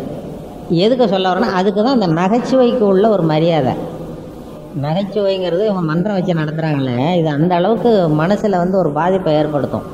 ஏன்னா நாம் வந்து அந்த இயல்பு தன்மைங்கிறது அந்த அந்த நமக்குள்ளே புதஞ்சிருக்கு நகைச்சுவை தன்மை. அதனால தான் குழந்தையை போல இருங்கள் அப்படின்னு ஏசுநாதர் வசனம், பைபிள் வசனம் ஒன்று வரும். குழந்தை மாதிரி இருங்க, குழந்தை மாதிரி இருக்கிறவங்களுக்கு தான் என்னுடைய இது கிடைக்கும் அப்படின்னு ஒரு வசனம், பைபிள் வசனம். அப்படின்னா என்ன அர்த்தம்னா, குழந்தைகள் வந்து மனசை சுமக்கிறது இல்லை. மனசை சுமக்காத இடத்துல தான் சிரிக்க முடியும், சிரிப்பு வரும். மனசு ஒரு சுமையாக இருந்ததுன்னா உங்களுக்கு சிரிப்பு வராது. அதனால தான் நாமெல்லாம் வந்து குழந்தை தன்மையோடு இருக்கணும். குழந்தைத்தனம் தான் இருக்கக்கூடாதே தவிர குழந்தை தன்மை இருக்கணுமா. குழந்தைத்தனமாக நடந்துக்கக்கூடாது, குழந்தை தன்மையோட கடைசி வரைக்கும் நடந்துக்கணும். அது என்ன குழந்தை தனத்துக்கும் குழந்தை தன்மைக்கும் வித்தியாசம் இருக்குது அப்படின்னா இருக்குது. இப்போ ஒரு ஒரு ஒரு அம்மா வந்து ஒரு பிள்ளைய எழுப்புது தட்டி, ஏய் காலேஜுக்கு நேரம் ஆகிட்டுக்கிறா புறப்படுறா அப்படி தட்டுது ஒரு அம்மா. அந்த பிள்ளை இழுத்து போத்திக்கிட்டு மூடி தூங்குது. அவங்க அம்மா வந்து காலையில் வயசான அம்மா தட்டியே காலேஜுக்கு நேரம் ஆகிட்டுது, எழுந்திரி ஆனால் எழுந்திரிக்க மாட்டேங்குது. ஏய் நீ காலேஜுக்கு போய் தான் ஆகணும், ஆனால் போக மாட்டேன் அப்படிங்கிறான் அந்த பிள்ளை. அந்த அம்மா கேட்குது, நீ ஏன் காலேஜுக்கு போக மாட்டேங்கிற, அதுக்கு 2 காரணம் சொல்லு அப்படின்னு தான். உடனே அந்த பிள்ளை சொல்லிச்சு எழுந்திரிச்சு உட்காந்துக்கிட்டு, நான் ஏன் காலேஜுக்கு போக மாட்டேங்கிறேன், 2 காரணம் தானே கேட்குறேன். முதல் காரணம் அங்கே இருக்கிற வாத்தியாருக்கெல்லாம் என்ன பிடிக்கல. 2வது காரணம் அங்கே இருக்கிற பசங்களுக்கும் என்ன பிடிக்கல, அதனால் நான் போக மாட்டேன் அப்படின்னு சொல்லிவிட்டு இழுத்து போத்துட்டு படுத்து தூங்கிட்டுது. இந்த அம்மா விடுறாப்புல இல்லை, மறுபடியும் தட்டி எழுப்பி எழுந்துடுறான்னு சொல்லி நீ காலேஜுக்கு போய் தான் ஆகணும், இந்த காரணத்துக்காக நீ போகாமல் இருக்கக்கூடாதுன்னு எழுப்புது அந்த அம்மா, வயசான அம்மா. உடனே அந்த புள்ள அம்மாவை கேட்குது, நான் காலேஜுக்கு போய் தான் தீரணும்னு நீ ஏன் சொல்கிற, அதுக்கு 2 காரணம் சொல்லு. நான் காலேஜுக்கு போய் தான் ஆகணுங்கிறீல்ல, ஏன் அது நீ 2 காரணம் சொல்லுங்கிறது புள்ள அம்மாகிட்ட. அப்போ அந்த அம்மா சொல்லுது பிள்ளைகிட்ட, நீ காலேஜுக்கு அவசியம் போய் தான் ஆகணும். ஏன்னா முதல் காரணம் உனக்கு வயசு 54, 2வது காரணம் நீ தான் பிரின்சிபால். எத்தனை வயசானாலும் அவங்க அம்மாவுக்கு அதுதானே பிள்ளை, அதுதான் குழந்தைத்தன்மைங்கிறது. 54 வயசுலேயே ஒரு குழந்தைத்தன்மையோடு நடந்துக்கிறாருல்ல, அவருக்கு ஹார்ட் அட்டாக் வராது. அதுதான் குழந்தைத்தன்மை. சைல்டு லைக் அப்படிங்கிறது வேறு, சைல்டிஷ்ங்கிறது வேறு. அது எல்லாம் அந்த இது சொல்கிறாங்க. அது மாதிரி அந்த குழந்தைத்தன்மையோடு நாம் வந்து வாழ்க்கையில் நடந்துக்கணும். ஆனால் சின்ன வயசுலேயே வந்து அவங்கள வந்து இந்த டென்ஷன்லாம் வராமல் இருக்கிறது என்ன, அவங்கவுங்கள எந்தெந்த வழியில் எப்படி கொண்டு போகணுன்னு இந்த நம்ம குழந்தைகளை கூட இப்போ டென்ஷன் ஆக்கிடுறோம். குழந்தைகள்கிட்டேருந்து அவங்க இப்போ நம்ம குழந்தைகள்கிட்டேருந்து அவங்க குழந்தை பருவத்தை நாம் திருடி விடுறோமா. குழந்தைகள் வந்து விளையாடுறதுக்காக பிறந்தது, அந்த விளையாட்டு பருவத்தை நாம் திருடிடுறோம். நாம் பெரிய மனுஷன் மாதிரி நடக்கணும்னு அவனையும் டென்ஷன் ஆக்கி, விளையாடாத, அங்கே ஓடாத, உடையாராத அப்படின்னு சொல்லி குழந்தைகள்கிட்டேருந்து அவங்க குழந்தை பருவத்தை நாம், இன்றைய குழந்தைகள் தங்கள் பிருந்தாவனத்தை இழந்து விட்டன அப்படிம்பாங்க. இன்றைய குழந்தைகள் தங்கள் பிருந்தாவனத்தை இழந்து விட்டன. காரணம் நாம தான். ஏன்னா அவங்கள வந்து அவங்க குழந்தை மாதிரி நடக்கிறதுக்கு நாம் விடுறதில்ல, நம்மளை மாதிரி நடக்கணும்னு எதிர்பார்க்குறோம். அங்கேயே டென்ஷன் ஆரம்பமாயிடுது. அப்புறம் அங்கே சிரிக்கிறது 200 தடவை அப்படி பண்ணிட்டு போயிடும். குழந்தையெல்லாம் அது இஷ்டத்துக்கு. ஒரு அம்மா தன்னுடைய பிள்ளைய எதுக்கு படிக்க வைக்கணும், அதில் நம்ம குறுக்க நிற்கக்கூடாது, அது இயல்புக்கு தகுந்த மாதிரி செலக்ட் பண்ணணும்னு நினச்சிதான். ஒரு குழந்தை இவனை எந்த லைனில் விடணும், நாம் திருப்பி கட்டாயப்படுத்தி எதுவும் படிக்க வைக்கக்கூடாது, அவன் இஷ்டத்துக்கு விட்டுடணும். அவனை எந்த லைனில் விட்டால் அவன் நல்லா வருவான் அப்படின்னு ஒரு மனநல மருத்துவர்கிட்ட போயிடுது. ஒரு சைக்கியாட்ரிஸ்ட், ஒரு உளவியல் டாக்டர்கிட்ட போச்சு, மனோதத்துவ டாக்டர்கிட்ட. இது மாதிரி என் குழந்தைய எதுக்கு படிக்க வைக்கலாம், அவனுடைய மனோபாவத்தை தெரிஞ்சு சொல்லணும் டாக்டர்ன்றது. அது ரொம்ப ஈஸியமாக கற்றுக்கலாம், கவலைப்படாதீங்க, அதுக்கு ஒரு வழி இருக்குது, நான் பண்ணுறேன் அப்படின்னு சொல்லி நர்ஸை கூப்பிட்டார். அந்த நர்ஸம்மா வந்தது, ஒரு சுத்தியல், ஒரு கொரடு, ஒரு ஸ்க்ரூ டிரைவர் கொண்டு வா அப்படின்னார். அந்த அம்மா ஓடி போய் ஒரு சுத்தியல், ஒரு கொரடு, ஒரு ஸ்க்ரூ டிரைவர் கொண்டு வந்தது.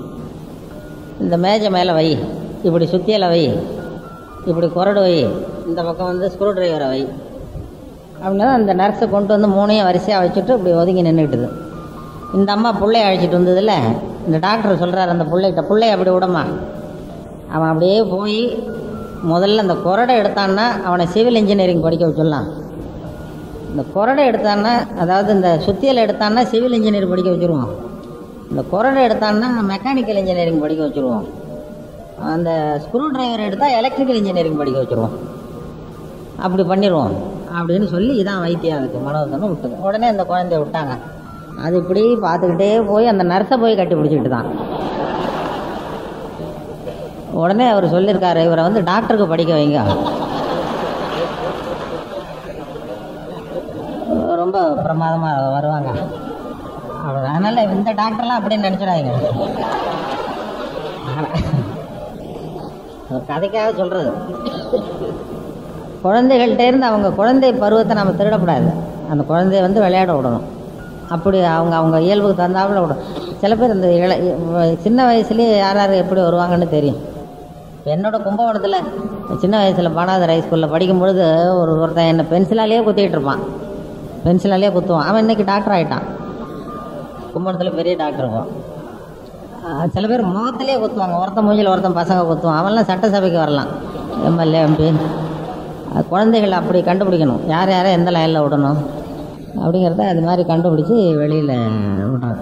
அதுதான் நல்ல பழக்க வழக்கம். அதனால தான் நல்ல குடும்பத்தில் நகைச்சுவை, வீட்டில் வெளியில் இந்த நகைச்சுவை பண்பு அப்படியே இருக்கணுமா. குழந்தை வீட்டில் வயசான காலத்தில் கூட தாத்தா பாட்டி சில பேர் ரொம்ப பிரியமாக அன்பாக விளையாடிடுவோம். ஒரு தாத்தாவும் பாட்டியும் போட்டி வச்சுக்கிட்டுது. ஊசி நூல் கோக்கிறது யார், அது போட்டி விளையாடுதான். ஒரு தாத்தாவும் பாட்டியும் வயசான காலத்தில் கூட விளையாட்டு. அந்த குழந்தை தன்மை, யார் முன்னாடி ஊசியில் நூல் கோத்துடுறாங்களோ அவங்க தான் அந்த கண் பார்வை நல்லா இருக்குன்னு அர்த்தம். அப்படின்னா தாத்தாவும் பாட்டிக்கும் போட்டி. அந்த பாட்டி கொண்டாந்து ஒரு ஊசி நூலை கொடுத்தது தாத்தா கிட்ட. அது ஒரு ஊசி நூலை எடுத்துக்கிட்டது. ரெண்டும் கோக்க ஆரம்பிச்சிது. இந்த பாட்டி கோத்துட்டுது. இவரும் கோத்து பார்த்துக்கிட்டே இருக்கார் ரொம்ப நேரம். தாத்தா வந்தவங்க என்னங்க ஏன் அதான் கோத்துட்டுதுன்னா, அப்புறம் அந்த பாட்டி சொல்லித்தான், அவர் எவ்வளவு நேரம் முயற்சி பண்ணாலும் அவரால் கோக்க முடியாது அப்படின்னு தான். ஏன்னு கேட்டிருக்காங்க. நான் கொடுத்துருக்கிறது குண்டூசி.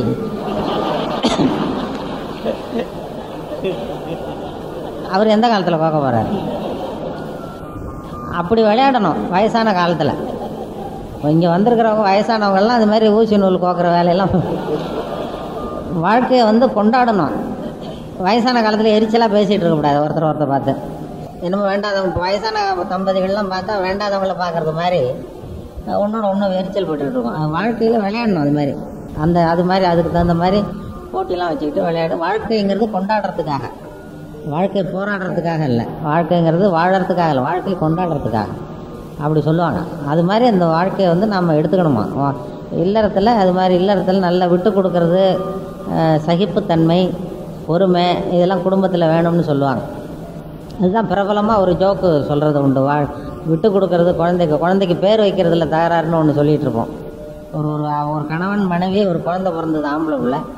அதுக்கு பேர் வைக்கிறதுல தகராறு வந்துட்டு தான். அவன் சொல்கிறான் எங்கள் அப்பா பேர் தான் வைக்கணுங்கிறான். அந்த அம்மா சொல்லுது இல்லை எங்கள் அப்பா பேர் தான் வைக்கணுங்கிறது. தகராறு காலையிலேருந்து சண்டை. இதில் விட்டு கொடுக்க முடியல. பொதுவாக ஒரு பேரை வச்சுட்டு போகலாம்ல. அப்போ காலையிலேருந்து சண்டை. எழுத்து வீட்டுக்காரன் பார்த்தான், இது என்ன காலையிலேருந்து எழுத்து வீட்டில் ஒரே தகராறு இருக்குன்னு வந்திருக்கான்.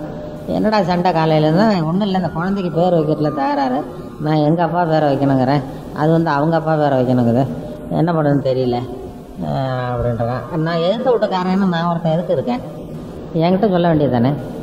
சரி இப்போ சொல்கிறேன் வைடா, நீ ஏதாவது தீர்த்து வை எங்கள் தகராறுன்றான். சரிடா உங்கள் அப்பா பேர் என்னடா அப்படின்னு அந்த அப்பா கேட்டிருக்கான். எங்கள் அப்பா பேர் சீனிவாசன். சரிம்மா உங்கள் அப்பா பேர் என்ன? எங்கள் அப்பா பேர் கிருஷ்ணன். உங்கள் அப்பா பேர் சீனிவாசன் கிருஷ்ணன், அவ்வளோதானே. இந்த குழந்தைக்கு சீனிவாச கோபால கிருஷ்ணன் அப்படின்னு பேர் வைக்க சரியாக போச்சு. 2 சொல்லிட்டு போயிட்டான் வீட்டுக்கு. போனதுக்கப்புறம் இந்த கணவன் மனைவி 2 பேரும் பேசிக்கிறாங்க. அது சரி, சீனிவாசன் சரி, கிருஷ்ணன் சரி, நடுவில் கோபாலம் இங்கேருந்து வந்தான். ஓடி போய் கூப்பிட்டு வந்தாங்களா அவனை. இது யாரா அது கோபால அப்படின்னா, அது எங்கள் அப்பா பேர். நீ அதை மட்டும் ஏன் விட்டு வைக்கிற, சேர்த்து வச்சுட்டு போடாங்க.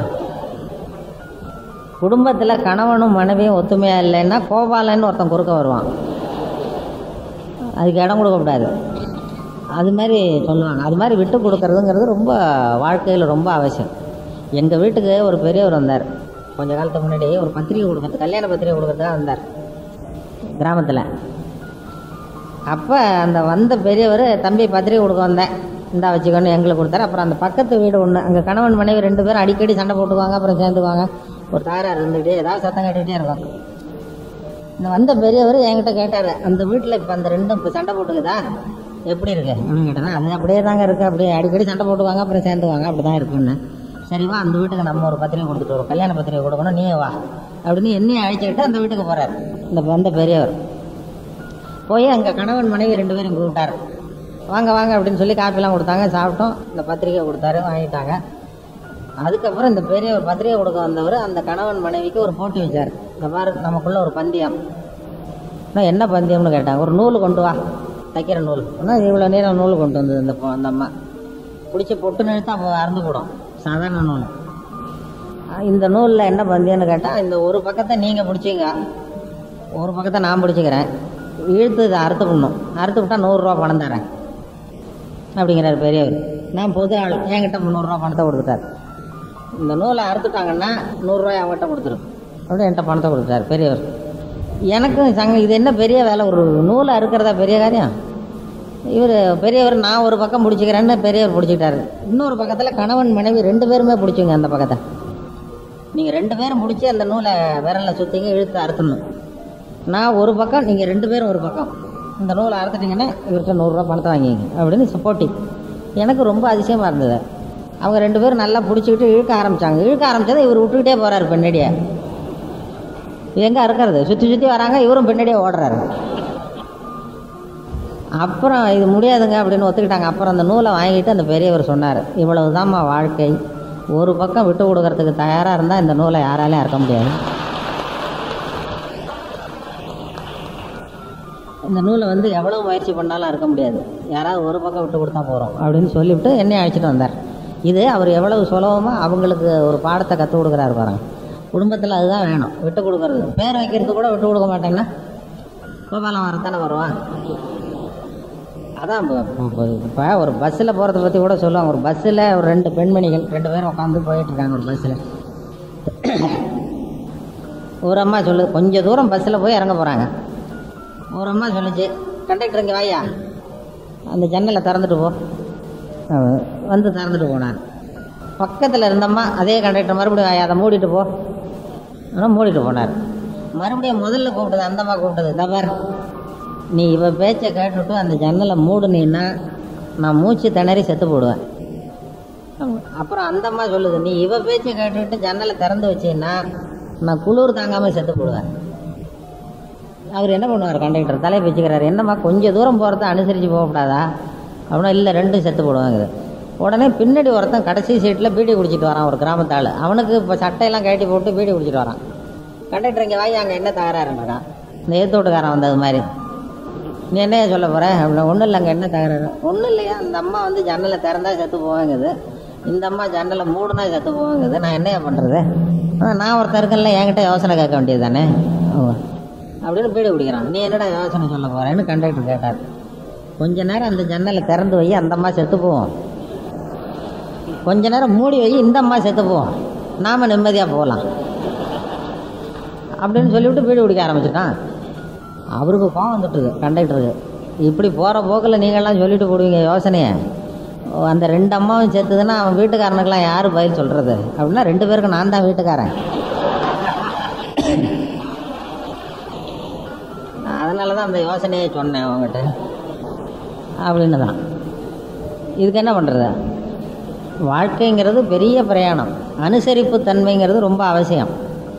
மூடனா தான் உண்டு, அது திறந்தா தான் உண்டுன்னா இப்படி தான் கஷ்டப்படணும். அவன் பாவம் கஷ்டம், எப்படியோ 2 தொலைஞ்சா போகிறோம்னு அவன் உட்காந்துருக்கான். அப்படி வந்துடும் கஷ்டங்கிறது. அந்த வாழ்க்கைங்கிறது அப்படி, வாழ்க்கையை அப்படி புரிஞ்சுக்கணும். ஒரு சின்ன நூல் அறுக்க விடாமல் பார்த்துக்கணுங்கிறது மாதிரி அந்த தன்மை தான் வேணும். வாழ்க்கையில் சின்ன சின்ன இதுக்கெல்லாம் பிரச்சனை ஆக்கிட்டு இருக்கக்கூடாது. ஒரு ஒரு ஒரு ஒரு வீட்டுக்காரன் ஒருத்தன் கல்யாணம் பண்ணிட்டு வந்தான். தன்னுடைய மனைவிக்கு காது கேட்குமா கேட்காதான்னு சந்தேகம் அவனுக்கு.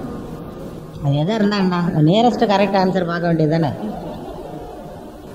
இது காது சரியாக கேட்குறது மாதிரி தெரியல, அதை எப்படியாவது டெஸ்ட் பண்ணணும் அப்படின்னு யோசிச்சுட்டான். ஏதோ கொஞ்சம் காது மந்தமாக இருக்குது நம்ம மனைவிக்கு, அதை எப்படி டெஸ்ட் பண்ணுறது? வெளியில் போகிறது மாதிரி போனான் ஒரு நாள்.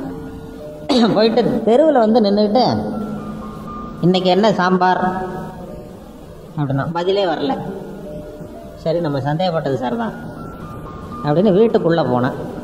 வீட்டுக்குள்ளே போய் அந்த கூடத்தில் போய் நின்றுட்டு 2வது தடவையாக கேட்டான், இன்றைக்கி என்ன சாம்பார்? அப்பவும் பதில் வரல. சரி, காது மந்தம்தான். அடுத்தது என்ன பண்ணால் அடுப்பங்கரைக்கே போயிட்டான். அடுப்பங்கரையில் அந்த அம்மா ஏதோ சமைச்சிக்கிட்டு இருக்கு. அது சமைச்சிக்கிட்டு இருக்குல்ல, அது காது ஓரமாக இப்படி கொண்டு போய் கையை வச்சுக்கிட்டான். இப்படி காது ஓரமாக கையை வச்சுட்டு வேகமாக கத்துறான். 3வது தடவை இன்றைக்கி என்ன சாம்பார் அப்படின்னு 3வது தடவை கத்துறான். அந்த அம்மா கொஞ்சம் கூட அலட்டிக்கல. இந்த கரண்டியை கீழே வச்சுட்டு மெதுவாக இவன் பக்கம் திரும்பி, இவன் காது ஓரமாக அது சத்தம் போட்டு சொல்லுது, இந்த பாரு 3வது தடவையாக சொல்கிறேன் முருங்கைக்காய் சாம்பார் அப்படின்னு. ஆனால் இவனுக்கு காது கேட்கல, இவன் போய் அதை சந்தேகப்படுறான். இப்படி இருந்தால் குடும்பம் எப்படி உருப்படும்? அது மாதிரி கிட்டத்தட்ட சரியாக இருந்தால் சரி தான். அதுதான் நியரஸ்ட் கரெக்ட் ஆன்சருங்கிறது. வாழ்க்கையை லேசாக்கிக்கிறது, வாழ்க்கையை சந்தோஷமாக்கிக்கிறது, வாழ்க்கையை கொண்டாடுறதுங்கிறது அப்படி தான். அது மாதிரி நம்ம வாழ்க்கையை அது மாதிரி பார்க்க கற்றுக்கணுமா. அப்படி இல்லைன்னா அது வாழ்க்கைங்கிறது ஒரு பெரிய இறுக்கமாகிடும். அப்புறம் ஹார்ட் அட்டாக்கு அது இதுன்ட்டு ஏதாவது கஷ்டங்கள் வரத்தான் செய்யும். பிரச்சனைங்கிறது எல்லாருக்கும் வரதான் செய்யும். அதனால் அந்த பிரச்சனையை ஒன்றும் பெருசு பண்ணிக்கக்கூடாது. பிரச்சனைகள் நான் சொல்கிறேன், எங்கள் ஆஃபீஸிலே ஒரு பொண்ணு பிரச்சனை எப்படி தீர்க்கும். அதாவது நான் ஆல் இண்டியா ரேடியோவில் வேலை பார்த்தேன். எங்கள் ஆஃபீஸில் எல்லாருக்கும் ஒரு மேஜர், அதுக்கு மேலே கண்ணாடியெல்லாம் கொடுத்துருப்பாங்க. அங்கே எல்லாம் பழக்கம்னா எல்லோரும் அவங்கவுங்க இஷ்ட தெய்வத்தை அந்த கண்ணாடி கடியில் வச்சுருப்பாங்க. இஷ்ட தெய்வம் ஏசுநாதர் படம் இருக்கும், பிள்ளையார் படம் இருக்கும், விநாயகர் படம், இப்படி ஏதாவது வச்சுருப்பாங்க. காலையில் தொட்டு கும்பிடுவாங்க. அது மாதிரி என் பக்கத்தில் ஒரு சீட்டு, அது ஒரு பொண்ணு, ஒரு தெலுங்கு ப்ரோக்ராம், அந்த பொண்ணு சீட்டு பக்கத்தில் ஒரே ரூமில். எனக்கு என்னென்னா அந்த பொண்ணோட இஷ்ட தெய்வம் என்னவாக இருக்கும் அப்படின்னு பார்க்கணுன்னு ஒரு ஆசை. இப்போ அது இல்லாத நேரம் போய் எட்டி பார்ப்போம்னு சொல்லி போய் எட்டி பார்த்தா ஒரு ஆசாமி படம் இருக்கும். யார் அந்த ஆள் அப்படின்னு சொல்லி பார்த்துட்டு அந்த பொண்ணு வந்துடுது. என்ன சார் பார்க்குறீங்க அங்கே? இது யாரும்மா இந்த இது? எல்லாரும் தெய்வத்தை வச்சுருக்கிற இடத்துல நீ ஒரு ஆசாமி படம் வச்சுருக்காரு, யார் அது? விட என் வீட்டுக்காரர் சார். வீட்டுக்காரருங்குது.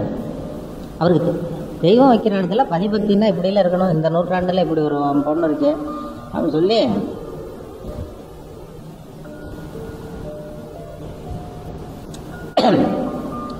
சரிம்மா, நான் இது உங்கள் வீட்டுக்காரருக்கு தெரியுமா? அவர் படத்தை இப்படி மேஜையில் வச்சுருக்கேன், உங்கள் வீட்டுக்காரருக்கு தெரியுமா? அவருக்கு எதுக்கு சார் தெரியணும்? நம்ம மனசில் இருந்தால் சரி. ஆகா, இப்படி ஒரு மனைவியை பெறத்துக்கு அவன் என்ன புண்ணியம் பண்ணான்னு தெரில. நானாவது ஒரு தரம் போய் உங்கள் வீட்டுக்காரன்ட்ட சொல்லிட்டு வருவேன், உங்கள் மனைவி இப்படி பண்ணுதுப்பான்னு சொல்லினா நான் மனசில் சொல்லிகிட்டு இருந்தேன். அப்புறம் அந்த பொண்ணுகிட்ட கேட்டான், நம்ம ஆஃபீஸில் ஏதாவது பிரச்சனை வந்ததுன்னா உடனே அவங்கவுங்க கடவுள்கிட்ட முறையிடுவாங்க, இஷ்ட தெய்வத்துக்கிட்ட. இந்த பிரச்சனையை எப்படியாவது நீ தான் தீர்த்து வைக்கணும்னு. ஆல் இண்டியா ரேடியோவில் அடிக்கடி பெரிய சிக்கல்லாம் வரும், உடனடியாக தீர்க்க வேண்டிய சிக்கல்லாம். அது மாதிரி நெருக்கடி வர்றப்ப அப்படி எப்படியாவது இந்த பிரச்சனையில் தீர்க்கணும் இது முறையிடுவாங்க. நீ என்ன பண்ணுவேன்? நானும் அதுதான் சார் பண்ணுவேன். நம்ம ஆஃபீஸில் எவ்வளவு பெரிய பிரச்சனை வந்தாலும் சரி, நேராக இங்கே வருவேன், இந்த மேஜைக்கு முன்னாடி நிற்பேன், இவரை பார்ப்பேன், அந்த படத்தை எடுத்து என் கண்ணுக்கு முன்னாடி வச்சு பார்ப்பேன், என் வீட்டுக்காரர் படத்தை. இப்படி பார்த்ததும் என் மனசுக்குள்ளே நினச்சிக்குவேன், இதை விட பெரிய பிரச்சனை வேறு என்ன இருந்துற போகுது.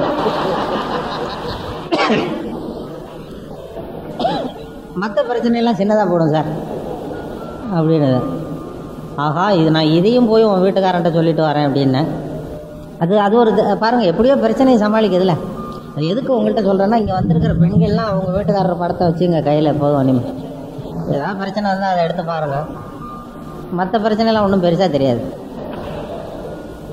ஈரோட்டுக்கு வந்ததுக்கு ஏதாவது உருப்படியாக ஒரு யோசனை சொல்லணும்ல. வந்தது என்ன? ஆமாம், அது மாதிரி நாங்களும் மனைவி படத்தை வச்சுக்கலாமான்னு கேட்குறாரு. அது எவ்வளவு, அது அவர் சார் எவ்வளவு கஷ்டப்படுறாருங்கிறது எனக்கு தெரியும். அது மாதிரி ஏன்னா நல்ல இது டாக்டர்களை பார்க்கும்போது தான் எனக்கு நல்லா அந்த டாக்டர்கள்ட்ட நல்லா சொல்லுவாங்க. அதாவது டாக்டர்களுக்கும் எங்களுக்கும் ஒரு பொதுவான விஷயம் என்னென்னா, நான் ரேடியோவில் இருக்கேன், டாக்டர்களும் போய் சொல்லலாம், நாங்களும் போய் சொல்லலாம். டாக்டர்கள் பேஷண்ட்டுடைய நன்மைக்காக போய் சொல்லலாம். நீ செத்து போடுவ அப்படின்னு சொல்கிறது, இல்லைப்பா குழச்சிக்குவ, நம்ம மருந்து கொடுப்போம். அதனால் அவங்க போய் சொல்லலாம் நல்லதுக்கா. நாங்கள் சமூக அக்கறையோடு போய் சொல்கிறது உண்டு.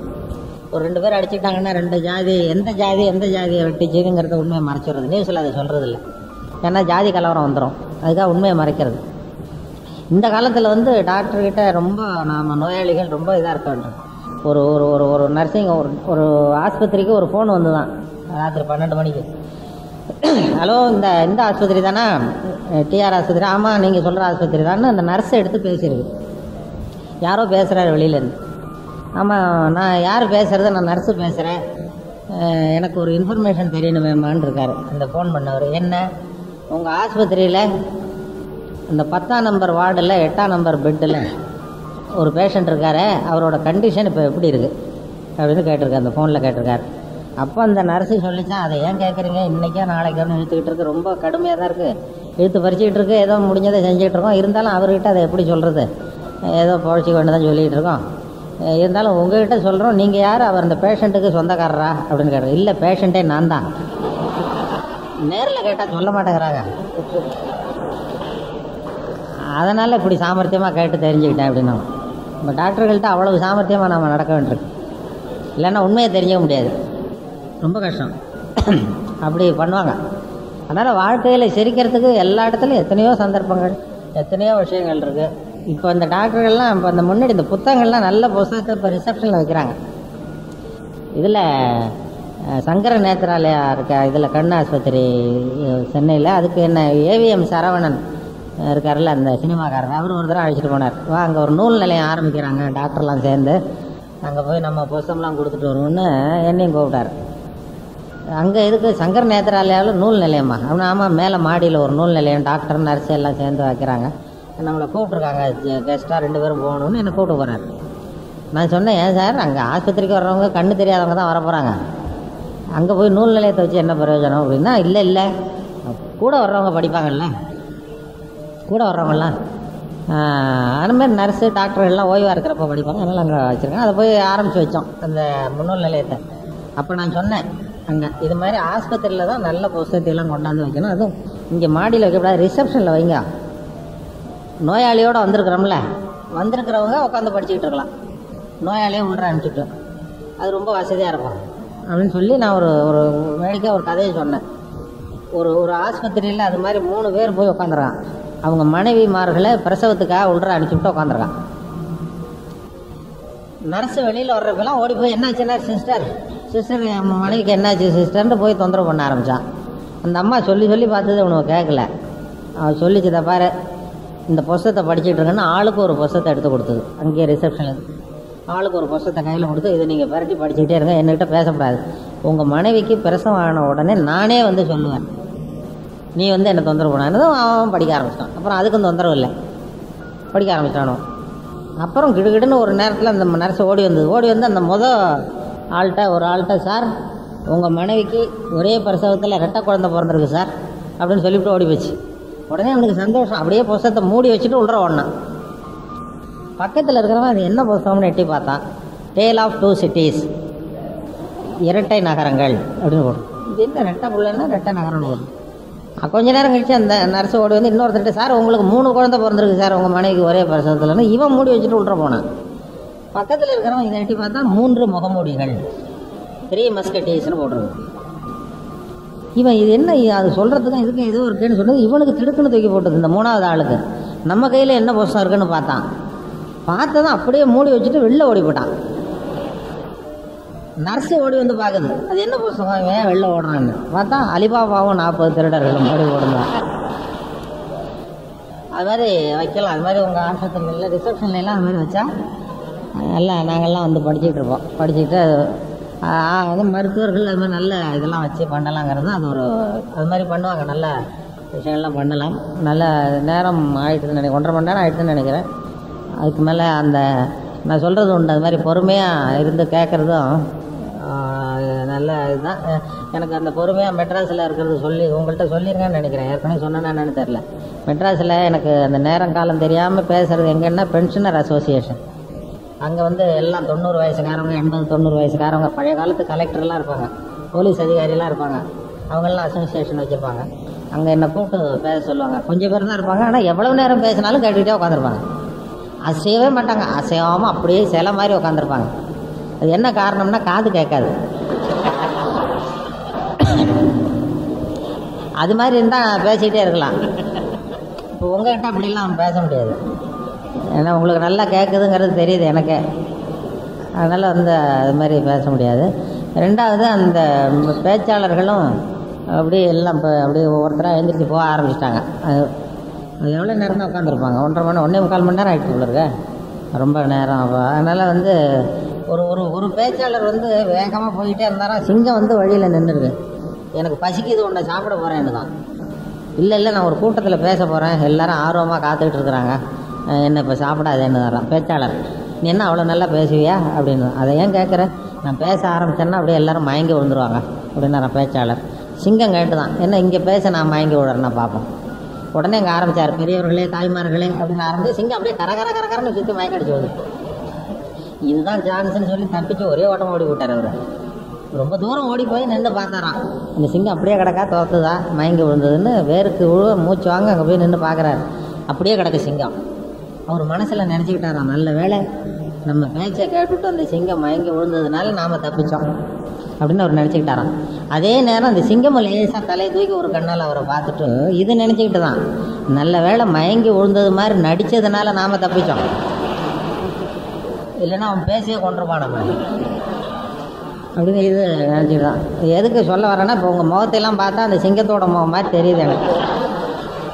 அதனால் இதுக்கு மேலே பேசுகிறது மரியாதை இல்லை. ரொம்ப நன்றி, உங்கள் எல்லாருக்கும் ரொம்ப நன்றி, வணக்கம்.